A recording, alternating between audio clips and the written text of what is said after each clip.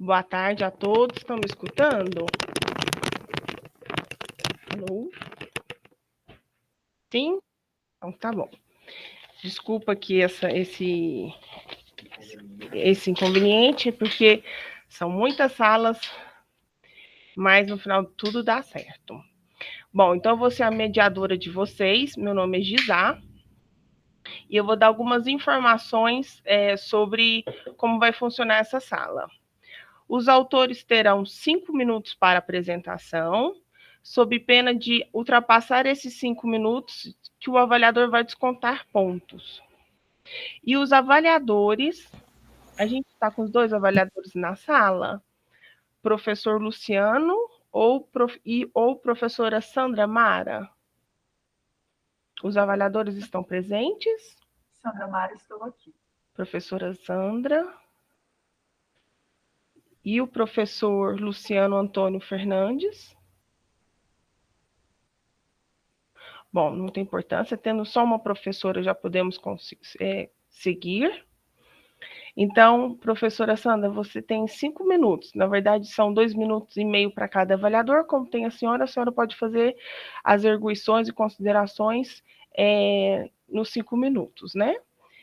E o que mais? Vamos continuar falando aqui. As gravações. Então, essa sala está sendo gravada e vai ser disponibilizada posteriormente no YouTube, tá bom? E a gente vai chamando aqui por ordem, e se a pessoa não estiver, se ela entrar posteriormente, ela vai para o final da fila. Pois não, Nilza? A Nilza entrou aqui, mas já saiu. Então, vamos abrir oficialmente essa sala. A Jornada Integrada de Ensino, Pesquisa e Extensão GIEP é uma realização conjunta das pró-reitorias de pesquisa e pós-graduação de extensão universitária de ensino, além da Gerência de Ensino e Pesquisa GIEP do Hospital de Clínicas da UFTM. O objetivo principal da GIEP é apresentar os resultados dos programas e projetos de ensino, de pesquisa científicas e tecnológica e das ações de extensão, com vista a estimular o processo educativo por meio da integração entre ensino, pesquisa e extensão. Em relação às ações extensionistas, são apresentados e discutidos os programas e projetos registrados no ano, incluindo as atividades contempladas pelos programas de bolsa institucional e bolsas externas. Desta forma, a UFTM se propõe a uma formação integral do discente, considerando a complexidade e o desafio face ao conhecimento, à diversidade cultural e à interdisciplinaridade. Bom, então já foram os avisos e vamos começar. O ID 163. O autora, no caso, Gabriela Oliveira, está presente na sala? Estou. Mais uma, não sei se eu cheguei a falar, que os autores têm que estar com a câmera ligada, tá? Na vez que for falar, o áudio também. Então, Gabriela, você está presente? Então, já vamos começar. Então, o ID 163, título do projeto Fortalecendo a Agricultura Camponesa em Uberaba, Sexta Semeando, autora Gabriela Oliveira de Abreu.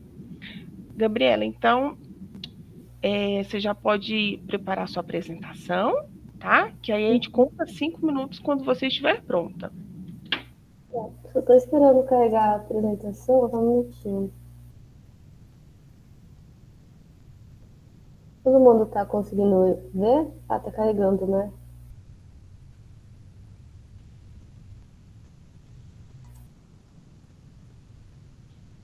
Você está pronta? Só testa aí seu áudio. Tá todo mundo me ouvindo certinho? Não estamos te escutando. Eu estou ouvindo. Nossa. E agora? Eu escuto, Jesus. Dá para ouvir sim, Gabriela. Dá? Bom, eu estou pronta, então podemos iniciar?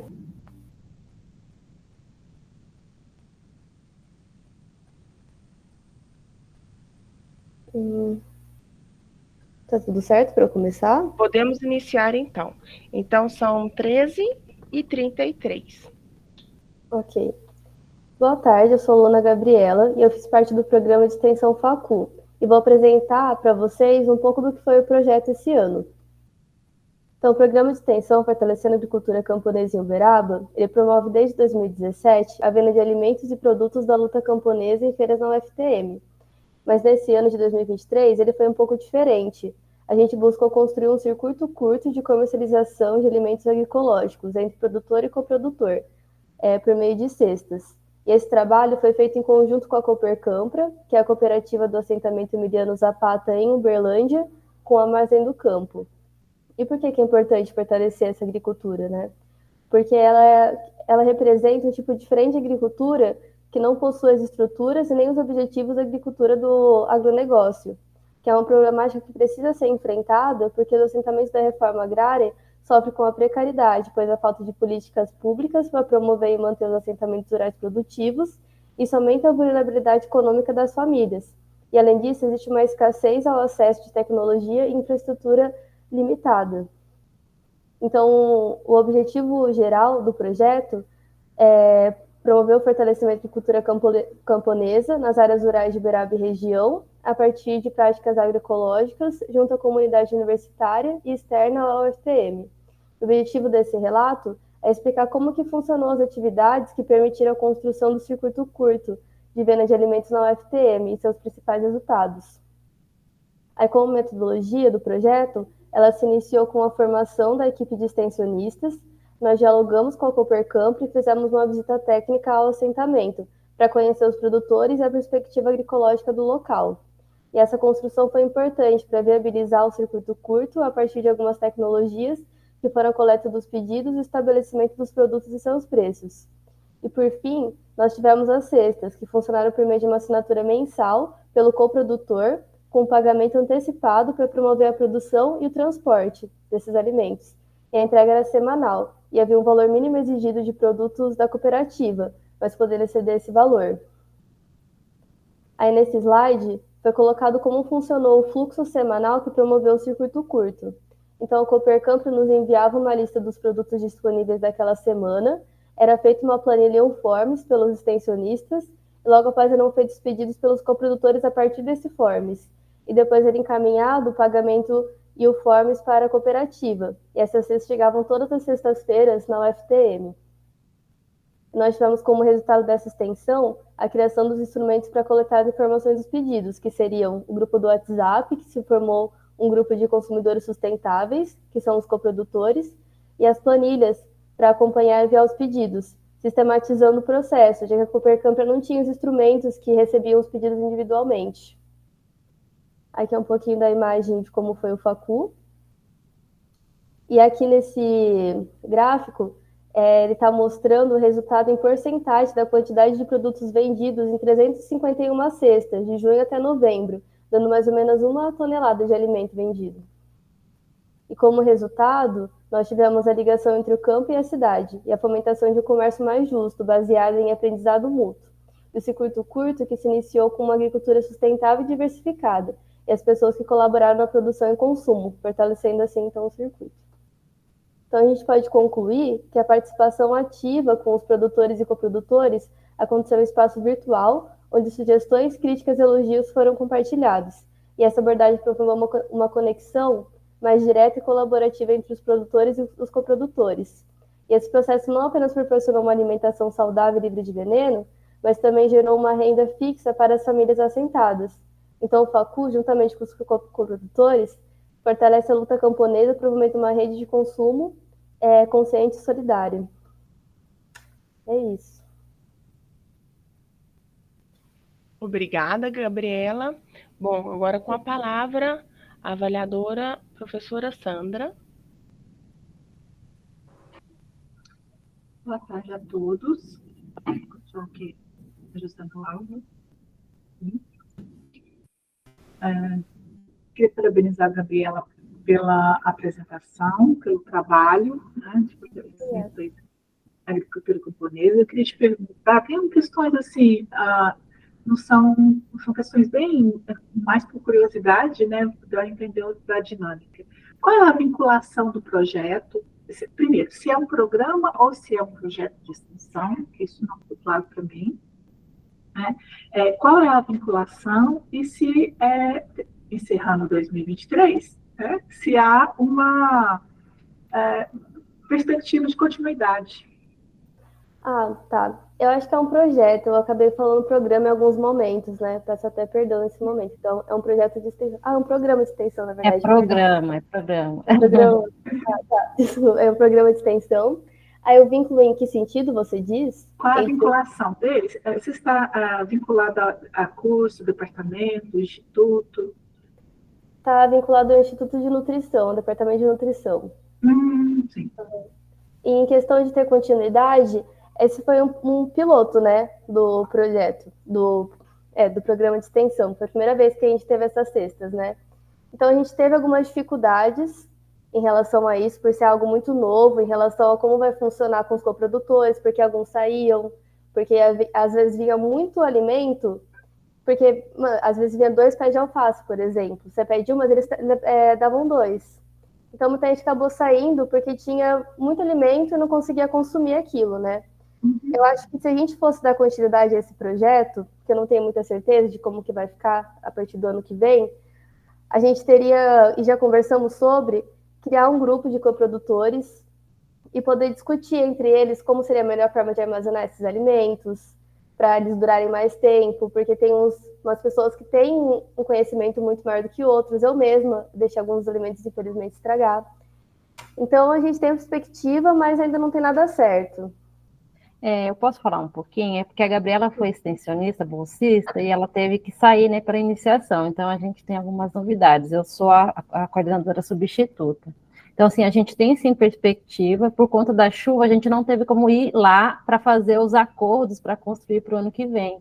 Mas a gente tem uma reunião que a gente precisa avaliar junto com a Coopercampra e ajustar as metodologias. Então, é isso que o grupo, no momento, está finalizando, essa ideia de que nós deveríamos ter feito essa avaliação antes, né, do término, mas pela chuva a gente não conseguiu acessar. Então, a gente vai fazer essa reunião, vai fazer uma avaliação, e é assim a perspectiva de continuidade, e aí todas as outras questões que a Gabriela colocou, que fazem parte, mas o vínculo, até, na verdade, ninguém imagina que vai acabar. Eu percebo essa concepção da própria comunidade, tanto participante, né, das cestas, como a cooperativa também. Acho que é uma questão de pensar agora, nesse finalzinho do projeto, essa nova proposição para 2024. Muito bom. Tá? Eu tenho uma outra pergunta também, que é com relação até na sua fala agora, Daniela, e a Gabriela também, porque até anotei que a Gabriela falou assim, as cestas chegavam lá no FTM semanalmente. Eu queria saber, não ficou claro para mim, quem constitui, ou quais são os sujeitos que constituem essa rede de consumo? Quem realmente consome esses produtos?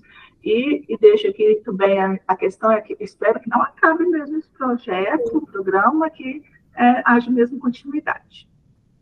Então, os coprodutores faziam parte, né? Os coprodutores eram quem? A comunidade externa e interna da UFTM, era quem apresentava interesse em comprar essas cestas. A gente tem professores, alunos, pessoas que têm alguma proximidade com alguém da universidade. Uhum. Ok. Sim, agora ficou claro aqui.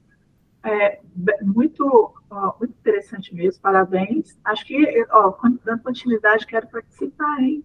Você também é consumidora. Eu sou muito na lista de espera, vou ver se ele também continuar. Nós somos de braços abertos. Vale a pena, Sandra, vale a pena. Com certeza, com certeza. Há outras, eu me lembro, né, de algumas feiras ocorridas, eu fui consumista, apoio o projeto, apoio a ideia, né, e parabenizo a vocês que estão envolvidas aí. Muito bom. Obrigada. São essas as minhas considerações. Perfeito. Obrigada, Sandra. Muito obrigada, Gabriela. Excelente apresentação. Obrigada, professora Sandra. E vamos continuar. Muito obrigada. ID 164. A autora Mariana está na sala? Estou sim. Mariana, então, peraí só um minutinho. Então, ID 164, o título do projeto UFTM e Agricultura Familiar, promovendo o desenvolvimento rural na região do Pontal do Triângulo Mineiro. Autora Mariana Rodrigues Paiva Buarão. Isso, já ligou a câmera, né? Mariana, já pode pôr seu slide aí, por favor. E aí você tem 5 minutos para apresentação e a avaliadora mais 5 para as considerações.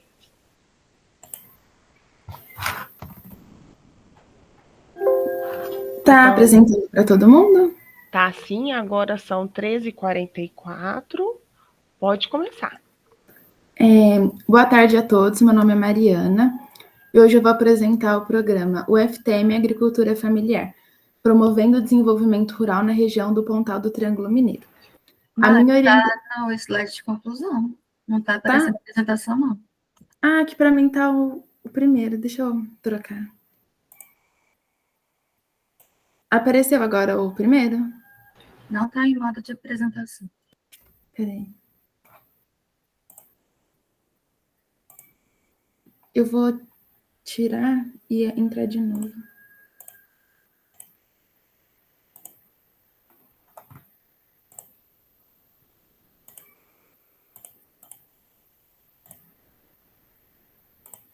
Deu certo agora? Sim.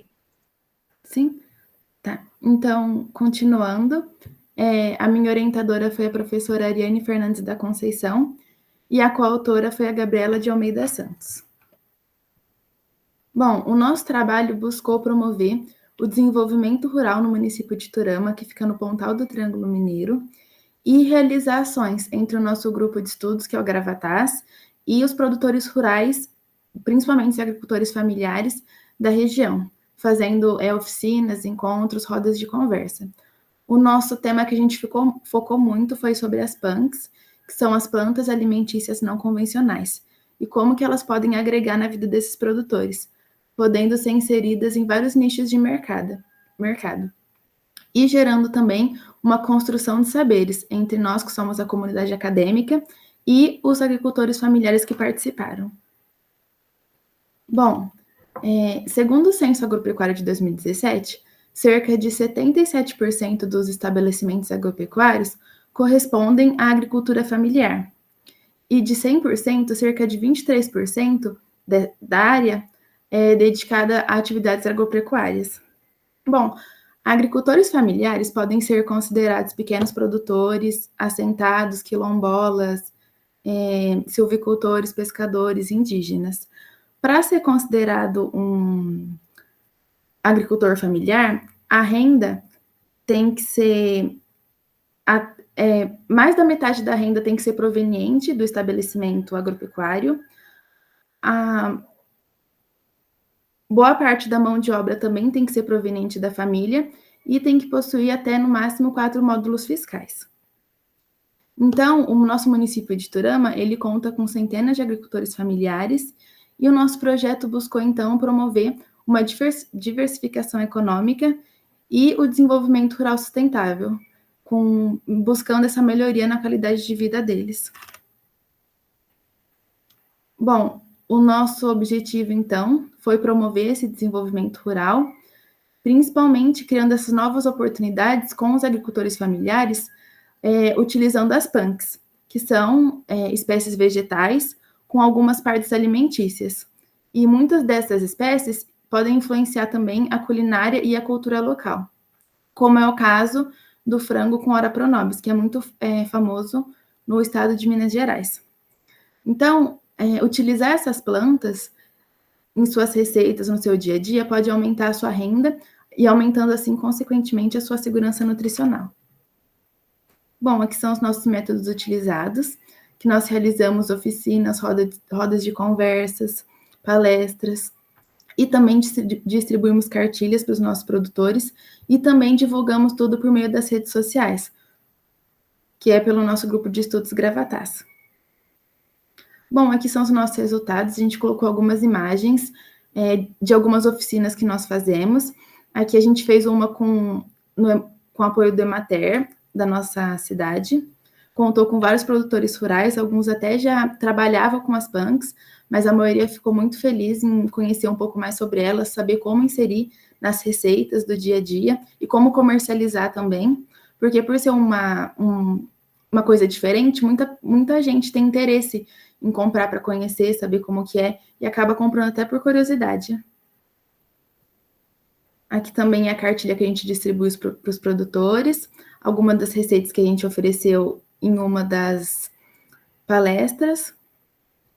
Bom, e para concluir, então, a gente pode perceber que com as PANCs, elas geram uma nova alternativa para o desenvolvimento rural sustentável. Então, a gente conseguiu ter uma grande troca de conhecimento, tanto entre os alunos que participaram, entre os professores e principalmente com os agricultores, possibilitando, então, para os agricultores o aumento na sua renda e na sua segurança alimentar e nutricional de todo mundo que participou. Bom, e essas são as referências utilizadas. E muito obrigada.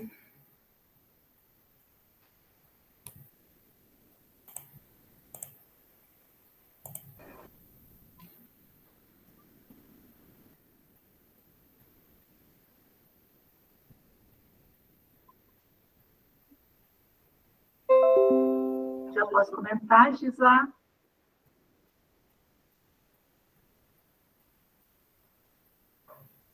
Acho que vou lá. Olá, Mariana, tudo bem? Tudo sim, você.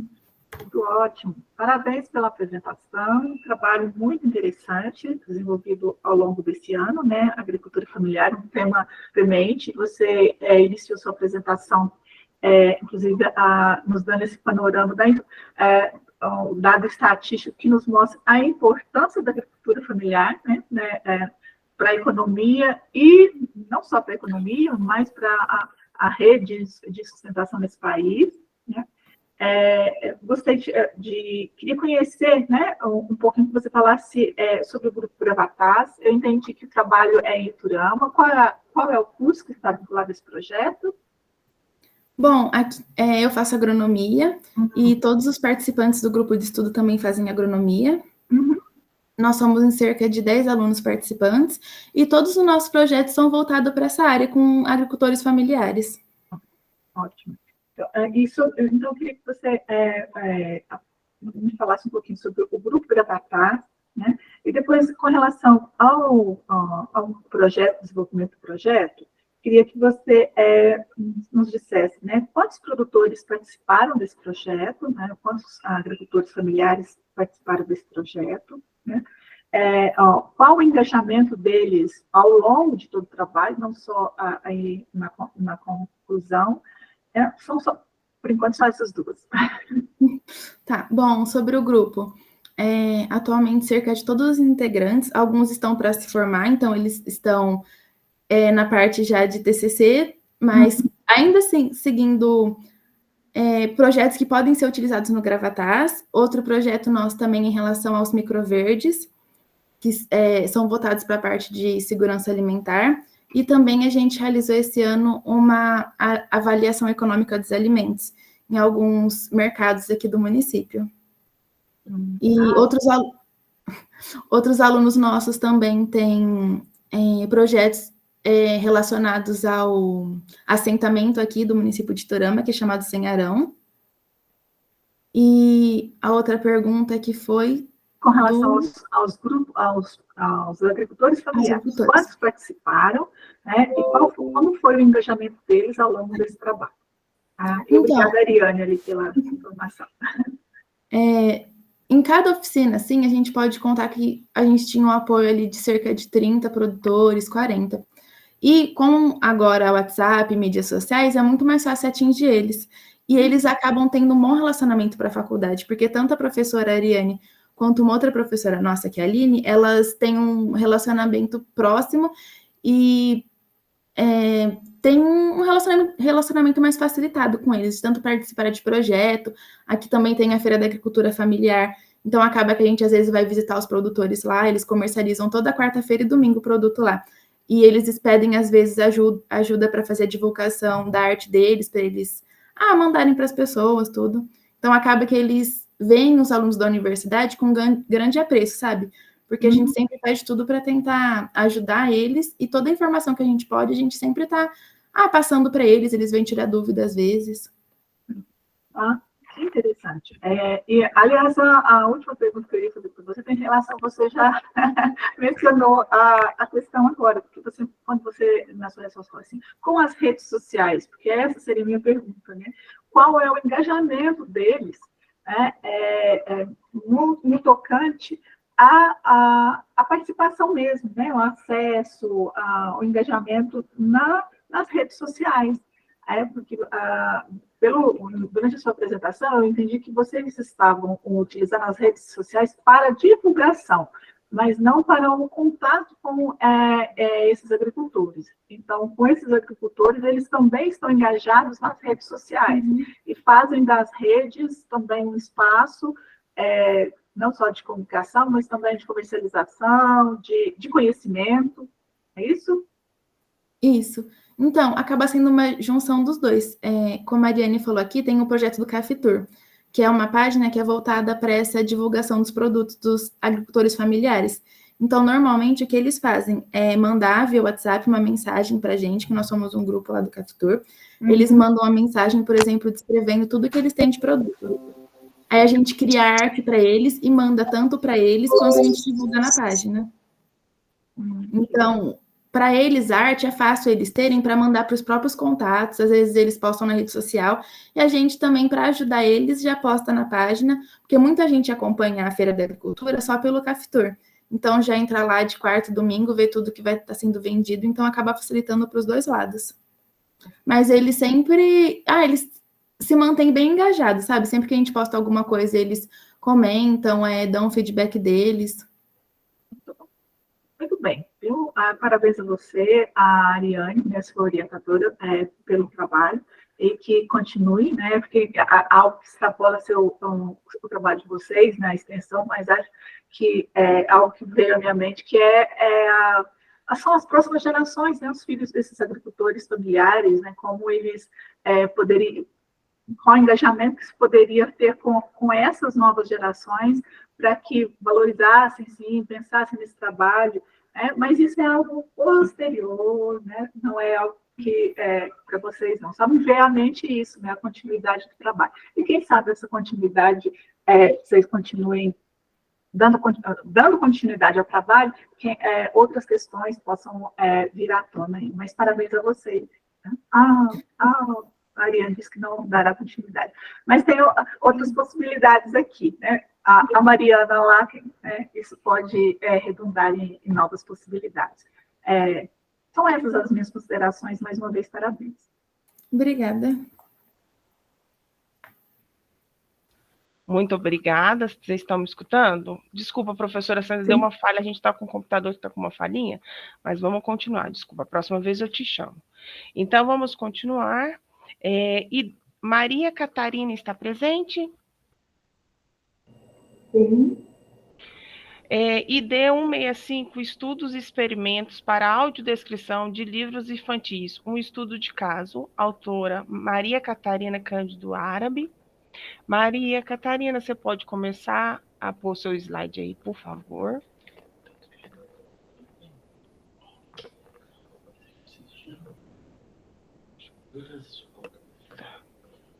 Ok? Alô?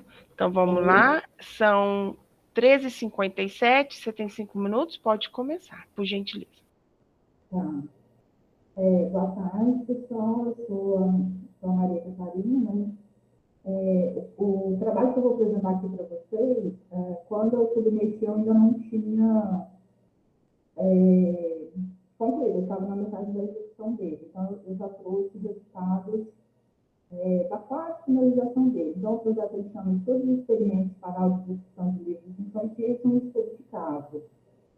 Estou como orientadora da Marielle, desse projeto que foi realizado aqui na UFPM, está ligado à PROAC, né, com a Marielle, e eu fiz esse mesmo projeto, eu também fiz vinculado ao curso de fisioterapia, no projeto MAPA, que são vários países de língua portuguesa, que participaram de Portugal, Moçambique, Angola e aqui a UFPM, né? Bom, vamos lá. O presente estudo ele aborda a audiodescrição como uma ferramenta de suma importância para garantir às pessoas com deficiência visual acesso às informações visuais em diversos cenários, abrangendo desde a esfera da mídia de massa até a produção acadêmica e cultural. De acordo com os dados do censo do IBGE 2010, que eu ainda não tenho esses dados ainda desse último censo, cerca de 18,6% da população brasileira enfrenta algum tipo de deficiência visual. E diante dessa realidade, a acessibilidade às informações visuais emerge como uma responsabilidade do Estado, que é respaldado pela Constituição Federal, pelo Estatuto da Pessoa com Deficiência e pelas legislações específicas que salvaguardam os direitos da pessoa com deficiência. Além disso, a audiodescrição se apresenta, nesse contexto, como uma tecnologia assistiva que é de vital importância para tornar esses conteúdos visuais acessíveis a essa parcela significativa da população. E ressaltando que a audiodescrição, ela beneficia não só as pessoas com deficiência visual, mas ela também oferece um suporte para os autistas, os dislexos, indivíduos com deficiência intelectual, pessoas idosas, pessoas com baixos letramentos. E para nós também, porque quando nós começamos a prestar mais atenção no como é feita a audiodescrição, nós também percebemos que nós, os enxergantes, também não enxergamos tão claramente como poderia se imaginar. Para justificar a realização desse projeto, nós encontramos o respaldo dos fatores que convergem da própria necessidade de divulgar e aprofundar o conhecimento sobre a tradução de imagens, na produção do texto, inclusive acessível.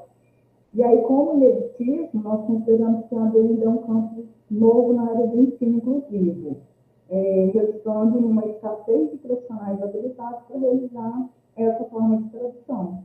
Então, esse cenário ele requer uma atenção e uma ação por parte da sociedade e principalmente das universidades enquanto setores de conhecimento. Em relação à demanda, essa proposta ela foi elaborada para realmente atender a formação de profissionais para atuar na área dessa promoção da acessibilidade comunicacional. E aí, dessa forma, ampliar a compreensão da audiodescrição como um recurso metodológico importante aplicável em todas as esferas do conhecimento. Teve como objetivo também apresentar os fundamentos, as técnicas, os princípios essenciais da audiodescrição, quando aplicado às imagens estáticas ou em movimento, e por meio dessa abordagem que os nossos participantes eles fossem capazes, então, de promover uma tradução de uma imagem que, no específico, nós trabalhamos por livro de literatura infantil. O nosso método é dividido em duas partes. Uma primeira, nós passamos toda a teoria, elaboramos os roteiros, enfim, fizemos as revisões. E na segunda parte, nós fizemos uma gravação de podcast, que ainda estou recebendo esse podcast para avaliação. Foi realizado em dupla, tanto para elaboração quanto para revisão, e também na gravação dos podcasts, está ficando muito bonito. Como resultado, eu trouxe aqui para vocês as imagens, de como é feito essa audiodescrição. Então, aqui tem o primeiro texto e aqui vem a sugestão com a revisão. Esse trouxe um aluno brasileiro, e aí eu trouxe esse resultado aqui, que é de um aluno português, que a gente pode perceber, inclusive, as diferenças lexicais entre Brasil e Portugal. É um trabalho que ficou bastante interessante nessa universidade, que é a Universidade do Porto. E como vimos que realmente a audiodescrição é bastante importante para a inclusão da criança com deficiência visual no mundo literário. E as nossas referências. Obrigada. Obrigada, Maria Catarina. Professora, as suas considerações, por gentileza. Olá, Maria Catarina. Olá. Que trabalho interessante. Parabéns a você e sua orientadora Marielles por desenvolver esse trabalho, E que pude perceber que ele avança além de fronteiras, Os países aí de língua portuguesa. Achei muitíssimo interessante nessa viabilidade e necessário, extremamente necessário. No final, quando você apresenta as imagens desse exemplo, muito bom, eu queria saber sobre a difusão desse trabalho, queria que você falasse um pouquinho mais sobre essa difusão do trabalho, porque fizeram a audiodescrição de livros infantis, E qual foi a difusão quer entender mais, né? Se isso for para as escolas de educação básica ou de educação infantil, afinal, qual foi o acesso desse trabalho já feito por vocês? Olha, essa parte de levar para crianças, que no caso são as crianças em estudo cego, nós ainda não chegamos nessa etapa, né? Nós agora estamos finalizando os podcasts para depois levar isso ao acesso das crianças lá para ter esse feedback, realmente que é o que importa. Porque nós enquanto produzimos para pessoas com deficiências, o trabalho só é válido a partir de que a pessoa fala assim, ok, é isso. Então, ela precisa validar. Se ela não valida o nosso trabalho, então o nosso trabalho precisa ser refeito, precisa ser revisto, né? Precisa de uma reflexão, porque afinal de contas eu enxergo, então se eu estou fazendo um trabalho para quem não, então é quem não que precisa me dizer. Em Portugal, na Universidade de Porto, tem uma professora e ela tem 5 alunas dela. Lá eu acho que é magistério infantil, eu acho que seria o mesmo pedagogia aqui no Brasil. Lá elas já estão bastante avançadas, inclusive elas já passaram no podcast, né, e elas já tiveram esse feedback. Então, assim, o feedback das crianças, elas ficaram encantadas, elas ficaram maravilhadas, porque elas vão ouvindo com o livro na mão, e a partir do momento no podcast que tem o som da passagem da página, a criança passa a página também. Então, ela tem essa... E aí, eles fizeram uma edição maravilhosa. Eu acho que eles têm esse recurso lá nessa universidade, porque eles têm encantada. Então, se fala de vento, tem barulhinho de vento, se fala de chuva, tem barulhinho da chuva, se tem os animais, tem o somzinho dos animais, então a galinha pia, né, o galo canta. Então, ficou muito interessante. Então, eu já tenho esses primeiros feedbacks. Mas esse não é esse projeto aqui da UFM, né? Aí é esse projeto vinculado ao curso de fisioterapia, que eu fiz em paralelo, né? Para aproveitar o tempo. Mas assim, acho que nós não tivemos. Mas a produção dos podcasts dos alunos, que inclusive foi focado nos alunos do curso de letras, né? Que a audição é uma produção intersemiótica, então, e nós precisamos de muita extensão, então convidei os meus colegas, que eu também sou aluna da letras, para a gente formar esse grupo e vai fazer esse laboratório. Eles também fizeram essa edição com os barulhinhos, está uma produção muito, muito interessante. A gente ainda não foi lá no Instituto. Muito interessante. E essa perspectiva que você está apontando aí de ser interdisciplinar, né? Eu acredito que vocês vão, que vocês já desenvolveram até aqui, louvável essa atividade, né? O projeto de extensão, né? Louvável mesmo. Mais uma vez, parabéns a vocês. E espero que dê muitos frutos, que você chegue aí a exatamente essa fase que você está descrevendo dos colegas lá de Portugal, né? Sim, parabéns aí a vocês por esse trabalho. São essas as minhas considerações. Obrigada, professora. Obrigada, professora Sandra, Maria Catarina e coautores, autores que estão e avaliadores que estão presentes. Bom, então continuaremos. Lilian Nunes dos Santos está presente? Sim. Então, só um minutinho, Lilian. Então, a gente vai chamar o ID 166, o título do projeto Dançando na UFTM, experiência com o grupo artístico Dança na Alma, DNA, autora Lilian Nunes dos Santos. Lilian, então você pode já colocar seu slide, por favor?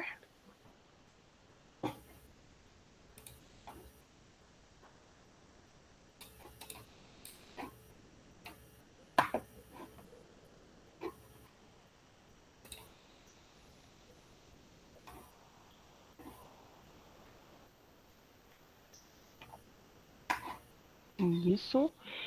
São 14h08, você tem 5 minutos. Pode começar, por gentileza. Boa tarde, meu nome é Lilian Nunes dos Santos. Vou apresentar o Dançando na UFTM, experiência com o grupo artístico de dança, do Grupo Artístico Dança na Alma, DNA, orientada pela professora Nilza Coqueiro Pires de Souza. Bom, a dança é uma riqueza cultural que representa simbolicamente em cada coreografia as histórias e o patrimônio da arte e da cultura de cada povo. que podem ser sentidos, percebidos, apreciados no corpo de cada praticante. De acordo com Pereira, ele alega que a dança pode ser considerada como um patrimônio cultural, histórico, como linguagem, comunicação, expressão, arte, dentre outros. Bom, e o que seria o DNA Dança na Alma? Ele é um grupo artístico composto por acadêmicos da UFTM que fomenta a participação ativa dos membros na criação de coreografias coletivas a fim de compartilhá-las com a comunidade interna e externa em eventos artísticos, culturais e científicos. Nós buscamos também preencher as lacunas da área artística no meio acadêmico, manifestando para os participantes a oportunidade de experienciar o ponto de vista do artista sobre o palco, não somente nas salas. O DNA, ele faz parte do programa Dançando na UFTM, que possui duas vertentes, uma sendo elas as aulas em busca do lazer, em parceria com o projeto Agita Campus UFTM, e a segunda é a motivação artística através das apresentações. Como método, nós temos a frequência e a duração dos ensaios. A frequência, ela oscilou um pouquinho, o projeto se iniciou no ano de 2023, e nós iniciamos ele com uma vez na semana, geralmente nas quartas-feiras, adicionamos por um período nas quartas e quintas, 2 vezes na semana. Mais para frente no projeto nós alteramos para 3 vezes na semana e agora seguimos novamente 2 vezes na semana. O projeto ele é composto, os colaboradores do projeto são instrutores, bolsistas e voluntários inicialmente. E no mês de maio nós fizemos nossa primeira audição para recrutar tanto o público interno quanto o público externo da UFTM para participar do grupo, através de dinâmicas artísticas corporais baseadas nos estudos de Lava. As composições coreográficas, que são o foco do grupo, nós fizemos utilizando o abecedário do corpo, que acarretou na coreografia Silêncio, que foi a primeira coreografia do grupo artístico. Todos os participantes do grupo fizeram parte da composição coreográfica desta coreografia. Aqui é o folder e os integrantes, os participantes da nossa primeira audição. Aqui nós participamos do Festival de Dança da UFTM no dia 1º de setembro, que comemoramos o Dia do Profissional da Educação Física e o Dia da Bailarina. O 9º Festival de Dança da UFTM no dia 23 de agosto. E também participamos recentemente do 8º Fórum Interdisciplinar do ICS no dia 23 de novembro. Nós tivemos um total de 85 ensaios, 3 apresentações, somando um total de 300 espectadores. Nós temos 11 acadêmicos, sendo 8 mulheres, 3 homens e uma coordenadora, docente da educação física. E resultados das discussões. O enriquecimento na minha formação acadêmica e minha jornada como bailarina amadora, a oportunidade de compreender a complexidade por trás do processo coreográfico, transparecer que a dança não é apenas uma forma de arte e cultura, mas também envolve estudo, conhecimento e comunicação. E assim, o grupo se revelou de grande importância na vida de todos os integrantes, não apenas na esfera acadêmica, mas também como uma iniciativa que visa enriquecer e difundir o valioso patrimônio cultural da unidade. Obrigada. Essas são as referências. Obrigada, Lília. Professora?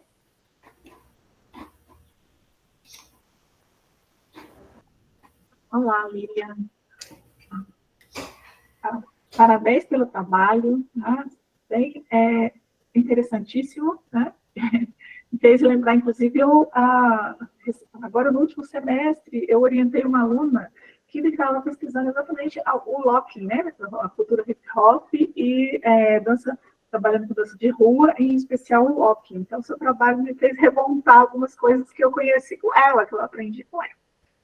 Mas parabéns a você, né, a professora Nilza, né, que é a orientadora do seu trabalho, e esse grupo, né, que acho que o trabalho é interessante porque mobiliza dentro da instituição, e a extensão tem esse papel fundamental, né, que é mostrar que o espaço acadêmico, a formação acadêmica, ela é integral do sujeito como e aí está, né, acho que a riqueza do trabalho de vocês, né, porque esse grupo de acadêmicos, você falou aí no final, vocês estão com 11 acadêmicos, que utilizam, assim, então, para além da formação, e são de diferentes cursos, acredito, né, que utilizando-se, então, né, dessa expressão artístico-cultural, como você utilizou mesmo na finalização, na sua formação pessoal, né, acredito que cultural, e posso dizer que interfere também nessa formação que vai para além, né, da formação acadêmica mesmo. Então, parabéns ao trabalho de vocês. Tenho uma curiosidade que é com relação à quantidade, às coreografias. Vocês falaram de 3 apresentações. Fiquei assim, admirada com a quantidade de ensaios, quase uma centena de ensaios. Não conhecia o grupo, fiquei pensando aqui que acho que em eventos, né, ao realizar eventos, nós podemos convidar esse grupo para apresentações? Então, essa é uma pergunta. E a outra que é a montagem das coreografias. Elas são autorais? Eu as entendi assim, quando você falou. Então, são montadas pelo grupo, né? Essa formação, os estudos, que você falou também sobre a importância que a dança não é só, ou aparentemente parece algo somente do lazer, não, mas que envolve, né, estudos. Então, por isso a minha pergunta, né? Se nós podemos, se a universidade, né, dando visibilidade a esse grupo, pode convidá-los para participar de atividades, ou como vocês fazem, né, essa difusão mesmo do trabalho de vocês, e se as coreografias elas são criadas mesmo pelo grupo, qual a inspiração de vocês para esse trabalho, ou se são feitas as adaptações, como é realmente esse trabalho de montagem das coreografias. Então, sobre a primeira pergunta, sim, nós aceitamos convites, inclusive todas as nossas apresentações foram convites. Nós também, eu esqueci de mencionar, mas nós também tivemos uma participação no Dia Mundial do Autista, também com os instrutores do Agita Campus. Nós aceitamos, sim, convites, inclusive ficamos muito felizes, porque é uma oportunidade de mostrar o nosso trabalho. Sobre a segunda pergunta, essa coreografia Silêncio, que foi a primeira composta pelo DNA, ela foi montada a partir do abecedário do corpo. Foi uma proposta que a professora Nilza trouxe, onde todos os integrantes selecionaram aleatoriamente uma letra do alfabeto. Nisso, nós deveríamos selecionar uma palavra que se iniciasse com essa letra, e essa palavra deveria remeter aos nossos 2 últimos anos, que no caso foram os 2 últimos anos de pandemia. Então, vou usar como exemplo a minha. A letra que eu tirei foi M, e a palavra que me veio, felizmente, foi morte. Da morte, ela pede para a gente tirar algumas palavras que estão conectadas a ela. Então, sentimento, perda, força, e dessas palavras-chave, nós teríamos que montar uma pequena sequência coreográfica que representasse cada uma delas, onde, no final, todos os dançarinos reuniram as suas sequências, e em conjunto nós escolhemos uma música que se encaixasse, uma ordem que se encaixasse, e surgiu a nossa primeira coreografia. Ok. Eu não tenho, essas são as minhas considerações. Vou saber, viu, próximos eventos, acho que vou sempre indicá-los aí. Gostei muito da proposta de vocês. Parabéns a vocês aí, e como a professora Lisa colocou ali, pelo protagonismo mesmo, né?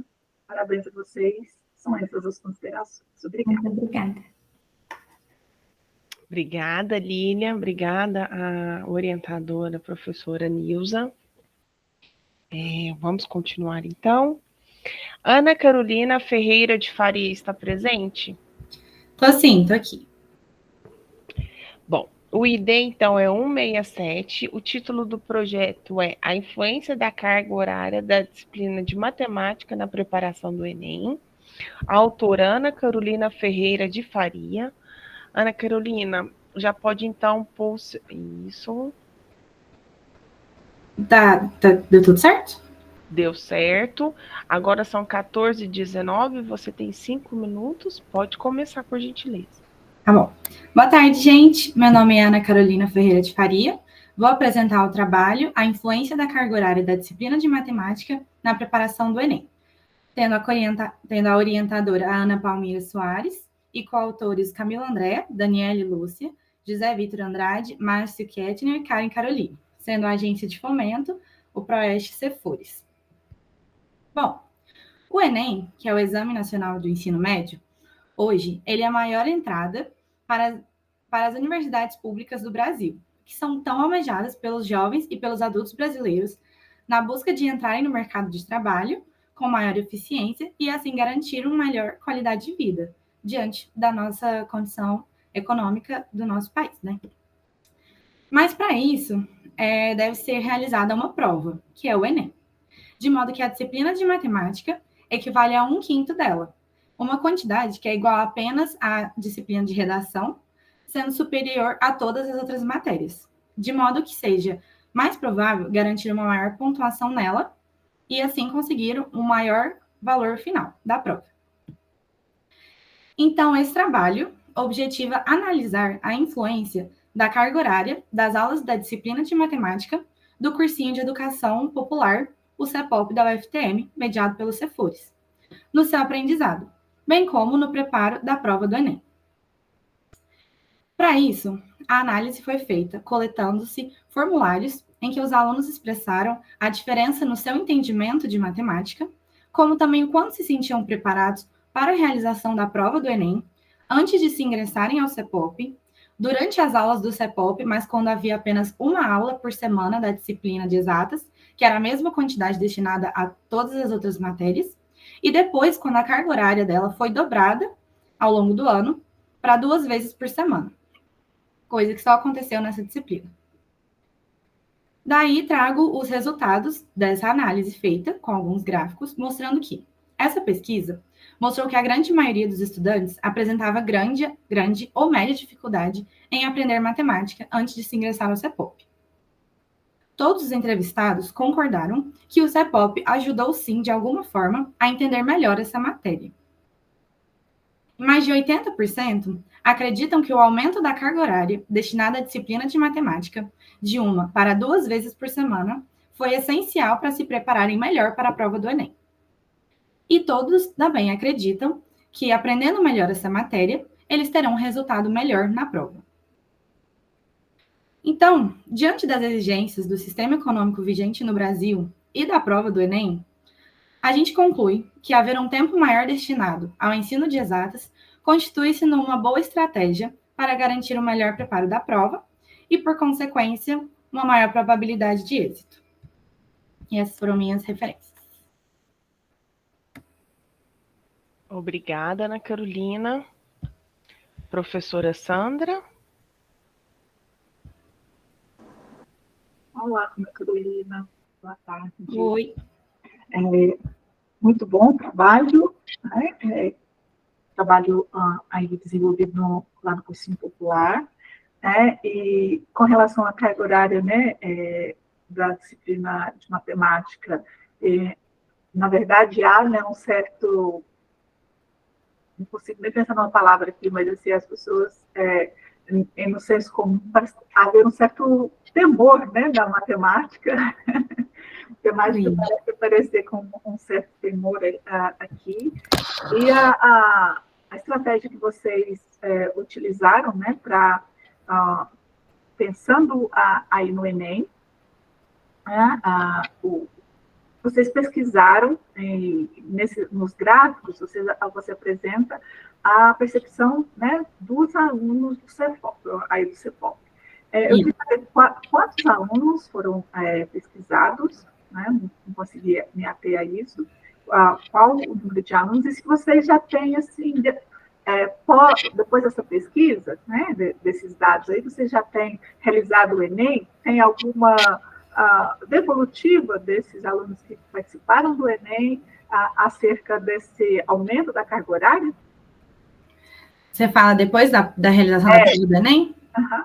Depois da realização da prova do Enem, infelizmente não, que eu não tive mais contato com os alunos. Sim.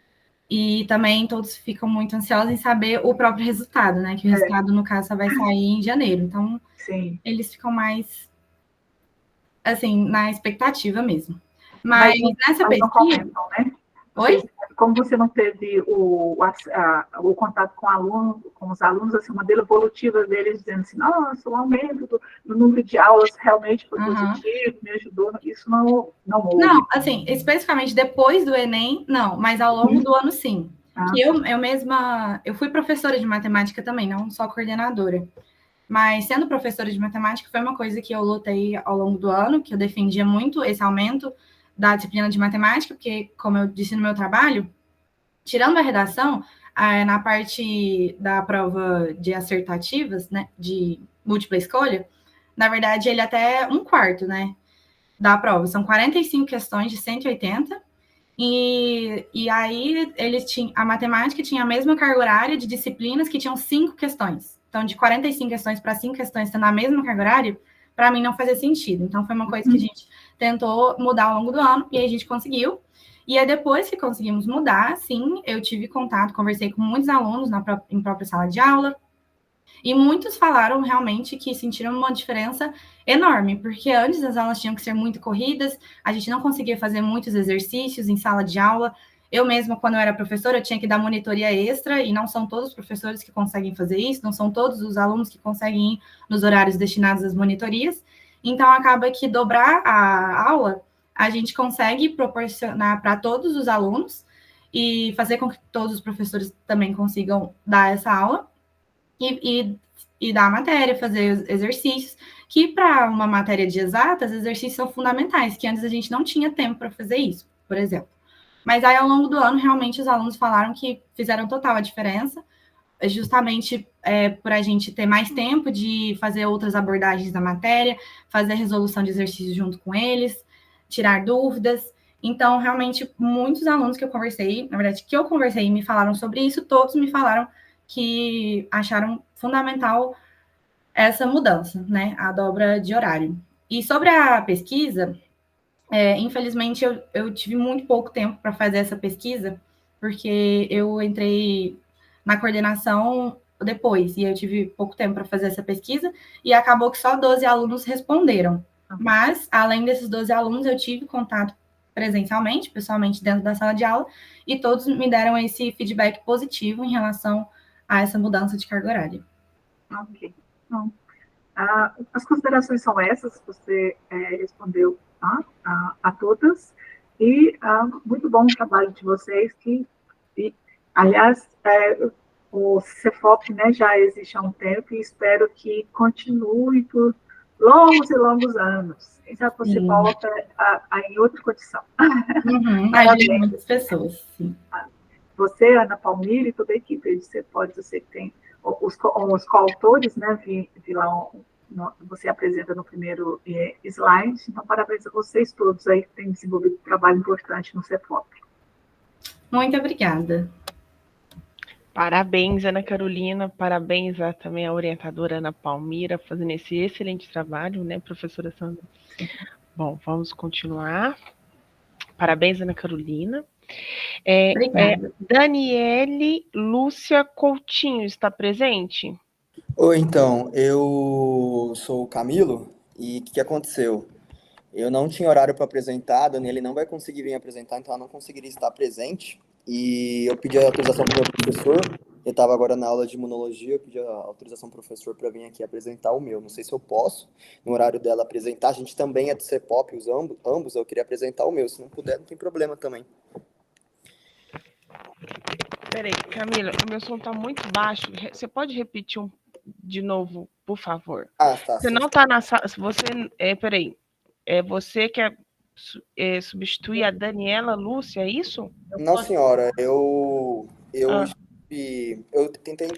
ontem, era o meu horário era 3 horas, só que eu tinha o teste de progresso pela Faculdade de Medicina para fazer, então eu não conseguiria estar presente. Eu mandei e-mail para a GIEP, eles não me responderam para fazer a troca de horário, e eu tinha pedido para minha orientadora para ver se poderia haver a possibilidade de apresentação do meu trabalho por parte dela no horário em que estava especificado. Infelizmente não foi autorizada essa apresentação. Eu já tinha feito os slides, gostaria de apresentar, o meu trabalho foi muito importante, e a Daniela não pode estar presente hoje para poder apresentar o dela. Nós dois somos do CEPOP, então eu gostaria de aproveitar o horário dela, lógico que ela me autorizou, eu entrei em contato com ela, ela me deu essa autorização, gostaria de utilizar o horário dela para fazer a apresentação do meu. Caso não seja possível, não tem problema também. Eu estava em aula e eu acabei de retornar, eu pedi autorização para o professor para sair mais cedo da aula de imunologia para poder vir aqui apresentar. Oi, professora Ana Palmira, você quer falar? Quero sim, boa tarde a todos, né? Realmente, tanto o Camilo como a Daniele justificaram que não poderiam estar por conta acadêmica, né? Por questões acadêmicas, e eu sei que são bancas diferentes de avaliação, provavelmente vocês não poderão assistir o trabalho do Camilo, e da Daniele também eu penso que não é papel do coordenador apresentar, por conta que aqui a análise é da atuação do acadêmico, né, no projeto, né? Eu até estou com a apresentação da Daniele aqui, não seria problema apresentar, mas aí vocês é que analisem. Obrigada. Ah, tá. Vamos lá. E temos também um professor que acabou de entrar, o professor Luciano. Então, vamos fazer o seguinte.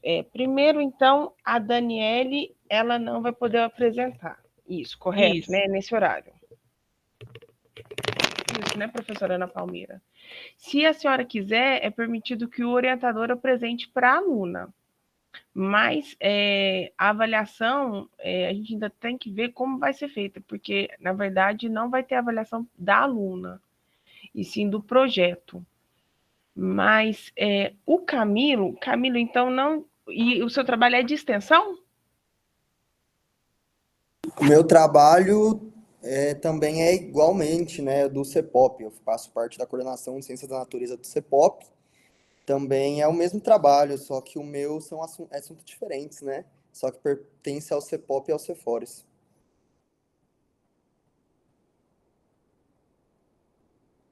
Extensão, no caso.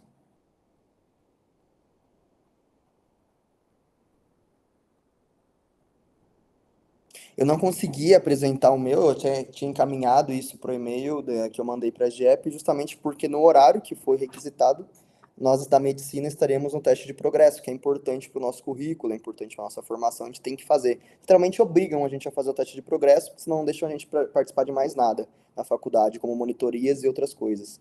Então tinha que estar presente, eram 120 questões, começava 1h30 da tarde e acabava às 5h30. O meu horário estava ali no meio, pedi autorização no e-mail, não me deram autorização, não me deram nenhuma devolutiva. E aí eu tive que me virar, né? Porque a minha carga horária também é gigantesca, eu não consigo ter nenhum horário para apresentar, e eu tenho que apresentar isso daqui também, porque é importante e a pesquisa foi feita.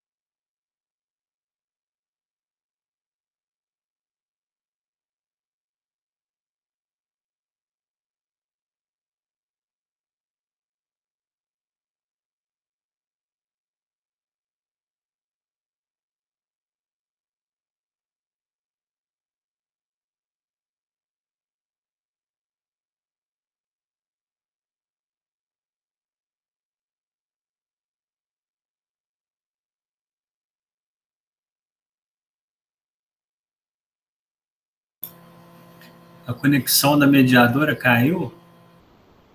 Eu imagino que sim, porque saiu da reunião, né? Então, eu imagino que ela tava até falando e aí ela saiu da reunião do nada, né?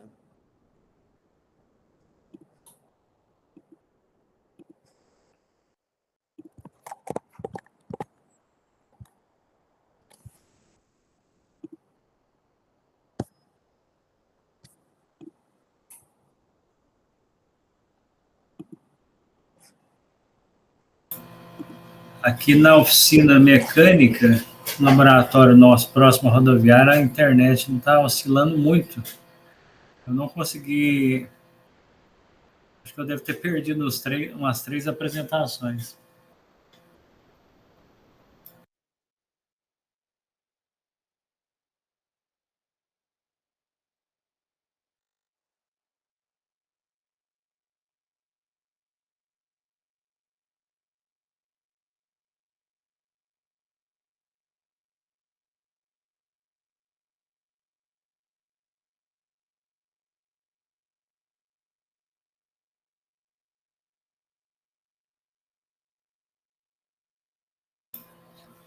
Ou não, né? Quem que estava aqui desde as 13h30? Além da Ana Carolina, quantos apresentaram? Sabe dizer?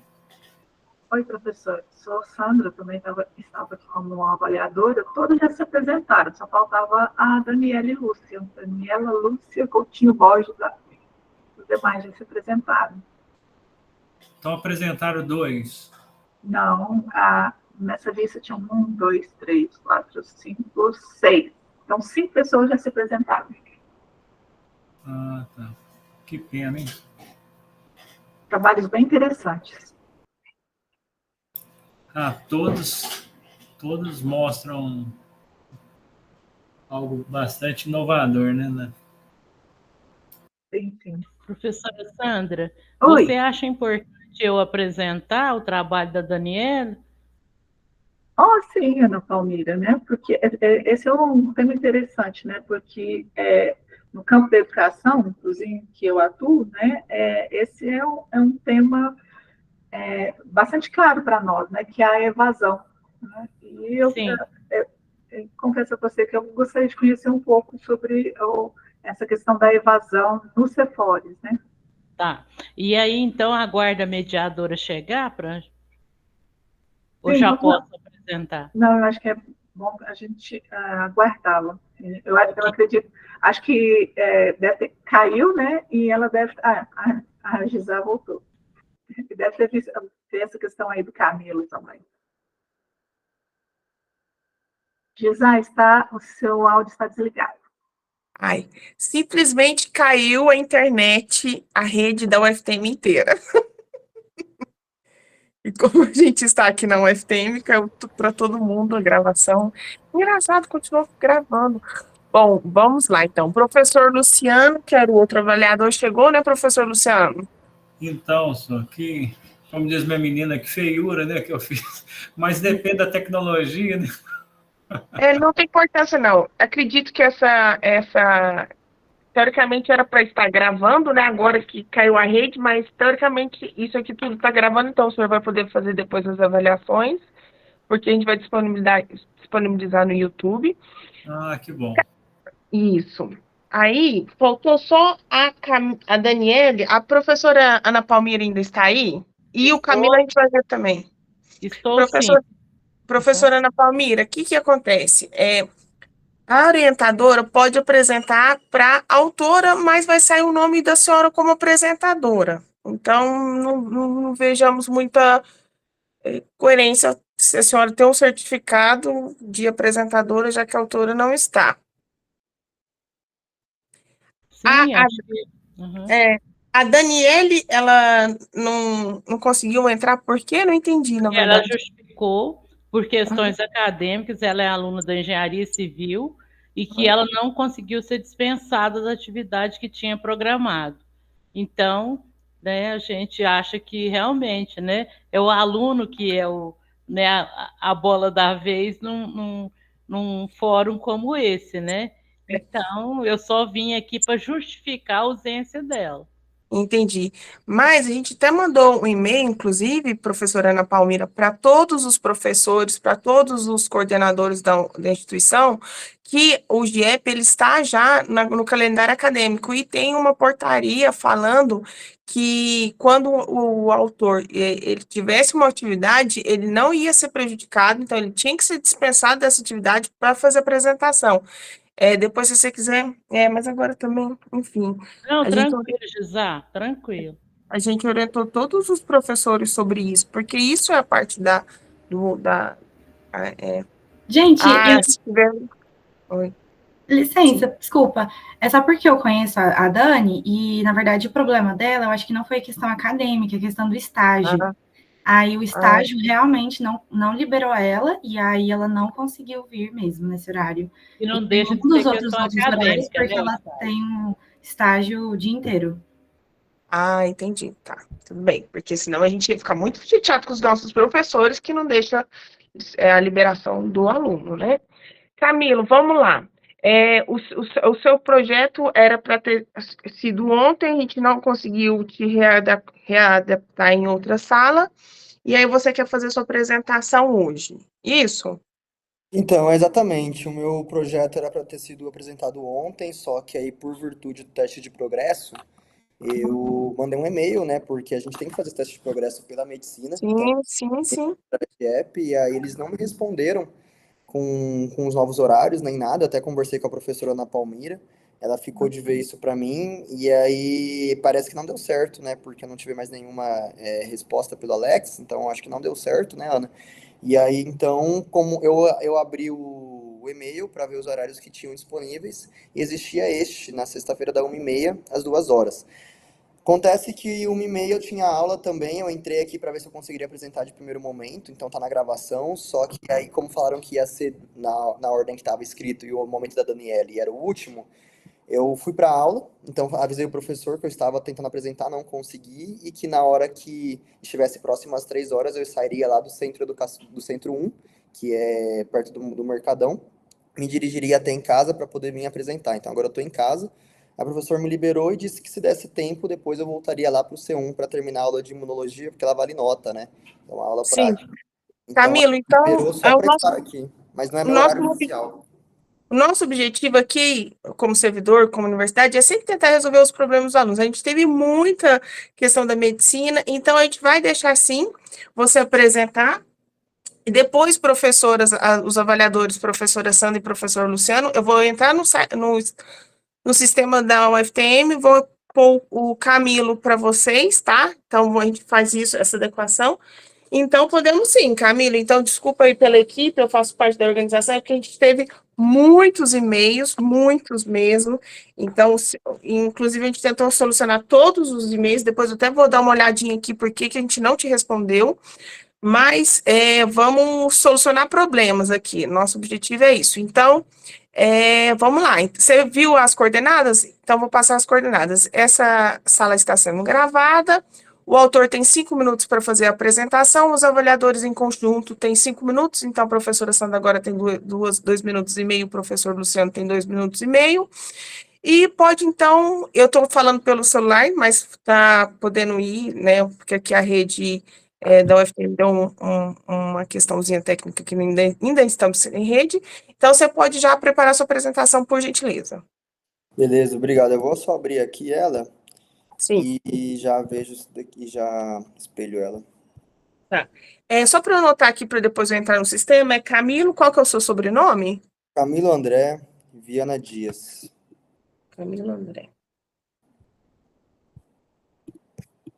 Então, aos avaliadores, depois a gente vai incluir mais o Camilo André para vocês, tá? Ok, professora Sandra e professor Luciano? Ótimo. Onde que tá esse negócio aqui? Certo. Que bom que deu certo. Pode respirar, pôr sua apresentaçãozinha, que vai dar está dando tudo certo. Sua câmera tem que estar ligada, tá? Certo. E tá, no caso. Tentando... acho que travou aqui para espelhar o negócio. Estranho. Dá para ver a apresentação? Não, né? Ainda não. Tá. Acho que eu vou tentar sair e entrar de novo, peraí. Ah, tá. Acho que deu certo aqui agora.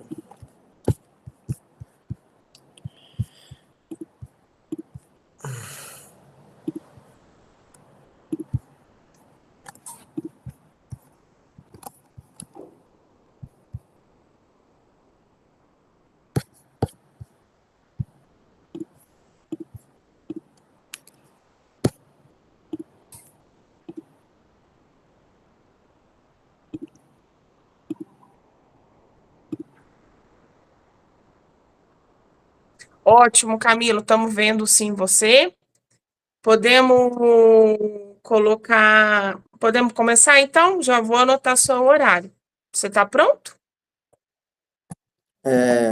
Só um minutinho, pode começar, se quiser. Então são 14h45, você tem 5 minutos. Boa apresentação. Certo, obrigado. Então, o meu projeto, justamente, na apresentação, é sobre desvendar essas preferências dos alunos da disciplina de Ciências da Natureza. E eu sou coordenador da parte de Ciências da Natureza do CEPOP. Esse daqui são meu orientador, que é a Ana Palmira, que está presente na sala. Meus coautores, que vocês já viram, a Ana Carolina, e os outros também já apresentaram o projeto deles. Então, aqui eu expliquei mais ou menos como funciona essa parte do CEPOP. Ele é um cursinho de educação popular, que tem no FTM, já é bem tradicional, como a professora Sandra já tinha falado. E a gente trabalha justamente, principalmente na parte do Enem. A gente prefere justamente dar essa preferência no Enem para o pessoal. Então, os nossos métodos foram justamente justificar o que a gente poderia fazer para melhorar a experiência dos alunos em relação às dificuldades que eles têm com matérias dentro das ciências da natureza, que são física e química, principalmente.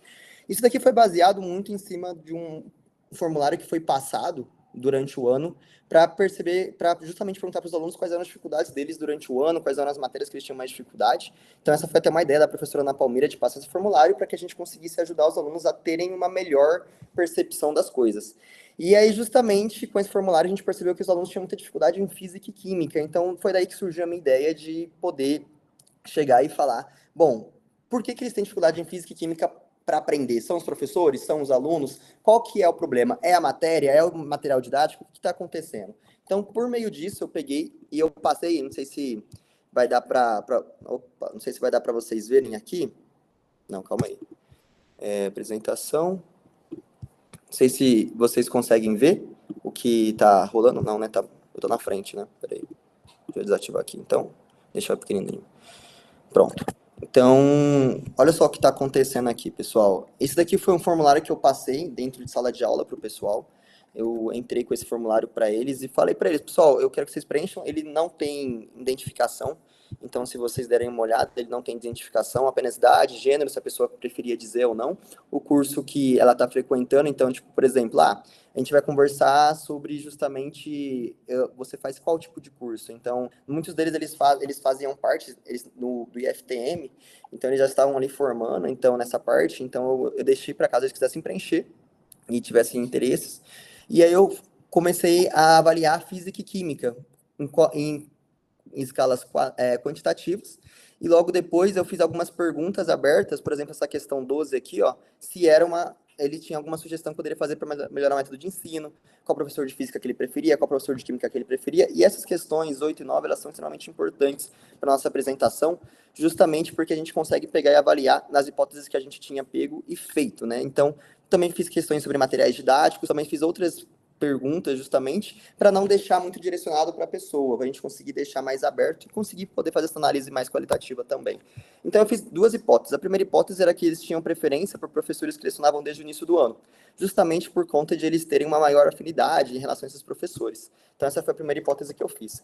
A segunda hipótese que a gente teve foi justamente a preferência por professores que não tiveram contato direto com a matéria e na informação. Então, por exemplo, a gente tinha dentro da matéria de química um professor da parte de psicologia que os professores adoravam. O professor faz psicologia na UFTM e eles adoravam esse professor para a parte de química. Eu gostaria de entender, mas espera aí, se existem vários professores de determinadas matérias, principalmente da medicina, por que vocês preferem o de psicologia? E aí a gente passou todo esse material ali para eles preencheram, nós tivemos resultados, E o resultado foi que foi comprovada a minha segunda hipótese, que a preferência dos alunos, elas são justamente por um professor que não tem contato direto com a matéria.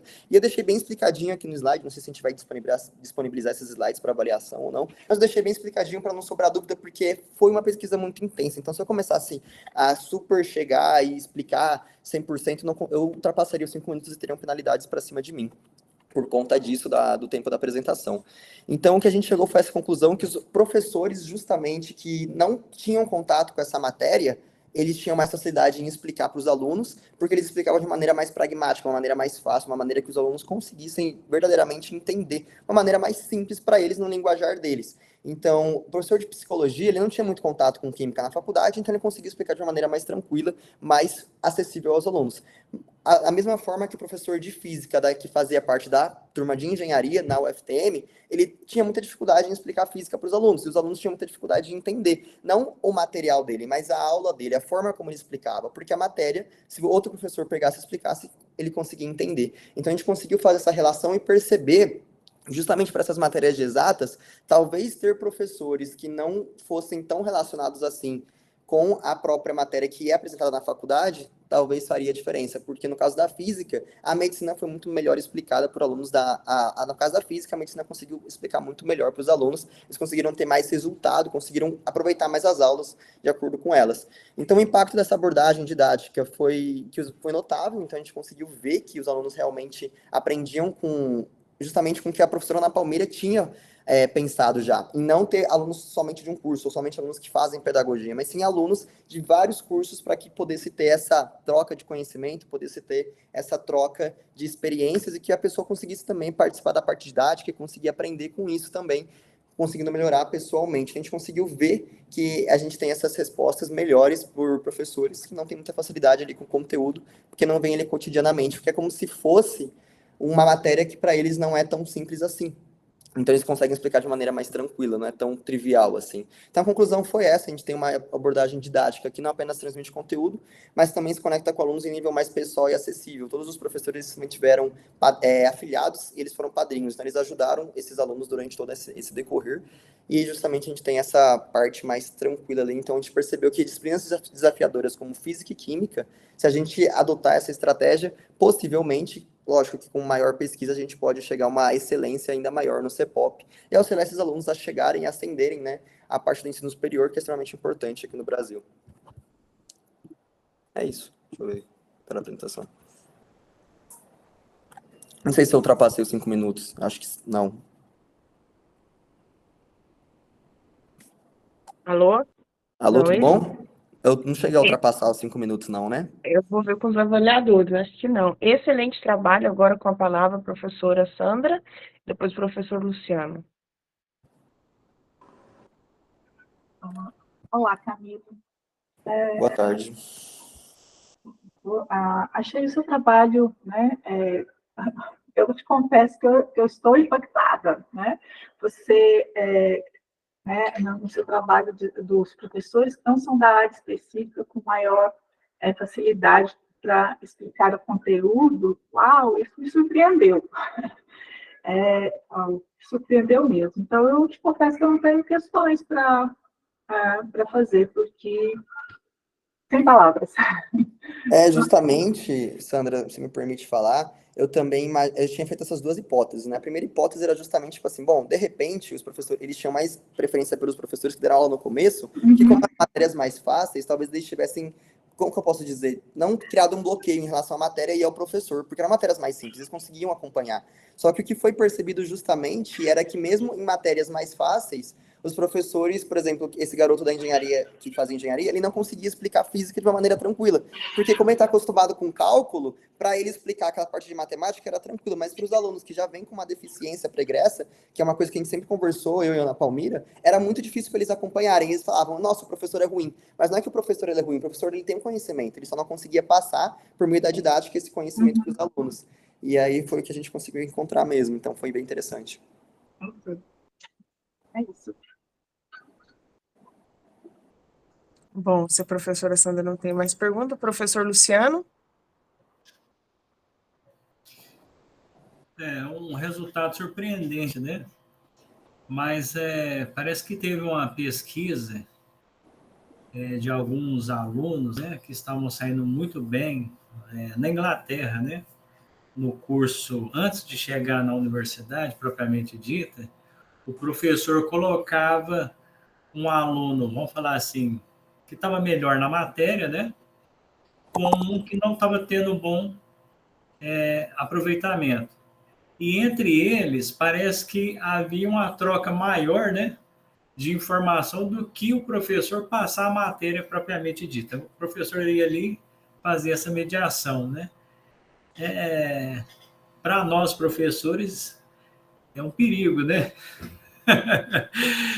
Alguém se atrever a dar as nossas matérias, né? É o que eu tinha comentado hoje na parte da manhã, né? Eu até elogiei uma moça, uma aluna aqui que desenvolveu o trabalho junto com a professora, que, aliás, um rapaz, né? Desculpa, e ele foi bastante empático, né, com os seus alunos. E é assim que a gente tem que tratar os alunos, né? Trazê-lo para o nosso lado, né? Ou falar no mundo dele, né? Hoje está tão assim mais tecnológico as coisas, né? Então fica nesse contrassenso, né? É um resultado aí que tem que pesquisar mais, né? Para ter uma comprovação maior desse bom resultado, né? Mas é algo inovador aí, né? A professora Sandra ficou até sem palavras, né? Mas se tiver tendo um resultado positivo, né? É uma forma, né? É uma nova versão aí de passar o conteúdo, né? De forma que fica bem clara na mente do aluno. Então, agradeço aí a participação, o interesse, querer apresentar, né? Foi ontem, né? Eu até coloquei aqui no chat, né? Nesse sistema remoto, virtual, há sempre um resgate, né? De alguma coisa que a gente ia perder, né? E a gente consegue ainda recuperar com a gravação, né? Parabéns aí. Sim, justamente em relação a essa pesquisa, eu até cheguei a comentar, né? Talvez seja interessante a gente aumentar o espaço amostral para poder ter resultados mais consistentes, né? Então, nos próximos anos, dá para passar o mesmo questionário, lógico que outros coordenadores, né, passar o mesmo questionário, não com o intuito só de apresentar, mas de ver se realmente se mantém essa preferência. Porque se realmente for uma coisa que é significativa, sim, pode ser um próximo processo na hora de fazer a seletiva dos professores ali pelo próprio CEPOP, para poder melhorar, né, os alunos, assim, o acesso deles à educação. Camilo, muito obrigado. Obrigada, professor Luciano, pelas considerações, professora Sandra. Achei extremamente interessante. Como eu trabalhei aqui na Pró-Reitoria de Extensão, depois eu vou até pegar o contato pela professora Ana Palmira, do seu contato, para a gente ver se a gente pode ver, cabeçar também que a Pró-Reitoria de Extensão, a Pró-Reitoria de Extensão já encabeça, mas fazer essas futuras avaliações, muito interessante. Bom, parabéns. Gente, então, a gente vai encerrar essa sala virtual. Queria agradecer imensamente a professora Sandra, que esteve aqui com a disponibilidade do seu horário, fazendo as avaliações de nossos projetos de extensão, professor Luciano também, aos autores aqui de todos os projetos, aos orientadores, aos coautores, e a gente então declara essa sala virtual encerrada, e muito obrigada a todos. Camilo, então depois a gente põe o seu lá para os outros dois avaliadores, tá bom? Certo, muito obrigado pela oportunidade, muito obrigado, professora Sandra e professor Luciano, pela oportunidade também de avaliar, e muito obrigado realmente por ter aceitado, é muito importante para mim. Ótimo. De nada, boa tarde a todos. Tchau, tchau. Gisá, eu poderia ficar... Gisá? Já foi. O link vai ficar aonde? Eles ainda vão, pelo que eu entendi, professora, ainda vai, porque ainda está gravando, sabe? Continua gravando ali. Parece-me que eles ainda vão fazer uma sistematização para depois disponibilizar. Acho que não vamos receber algum link com isso. Vamos aguardar. Mas é isso. Boa tarde a todos.